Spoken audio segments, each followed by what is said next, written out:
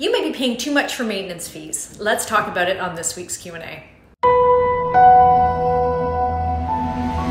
Hey everybody, welcome back. Hope you had a great week.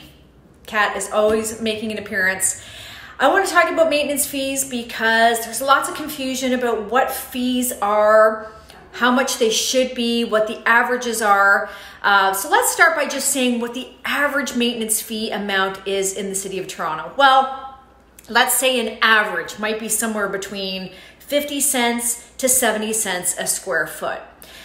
But here's where I really want to caution you. Every single building is different. Their maintenance fees include different things. You cannot paint all maintenance fees with the same brush. You may be in a building where $500 a month gets you nothing. You pay for your unit, you have a small unit, you pay $500 a month, you get water included and that's it. You may go to another building where you're paying $600 a month for the same thing, but it includes heat and hydro and water and sometimes even cable TV. There are lots of buildings where you don't pay anything except for the fee itself. So if you're one of those people that are thinking about buying a condo and you say to yourself, I am not paying more than X amount, that doesn't make any sense. You have to really look at how much everything is going to cost you on top of the fees, if there are extras on top of the fees.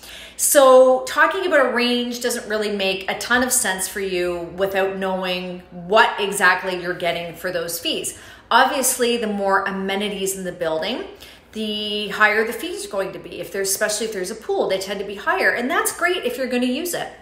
There's lots of other maintenance fees that include all kinds of amenities that you won't use. And if that's something that is bothering you, then that's probably not the right building for you.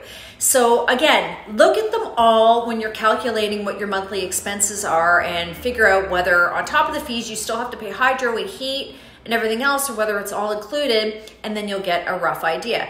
And another thing, this seems really obvious, but I just want to point it out. If you want a larger unit, you have to pay more maintenance fees. So I often get people saying, well, I need at least 1,500 square feet, but then they don't want to pay the fees that are associated, and the two unfortunately go hand in hand. If you want space, you have to pay more. That's how it works. Anyway, hopefully that's been helpful.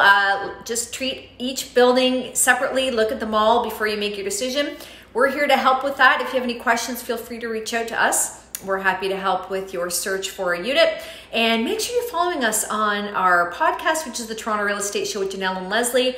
We drop episodes every single Thursday, and happy to hear from you over on that end as well. Have a great day, and we'll see you soon.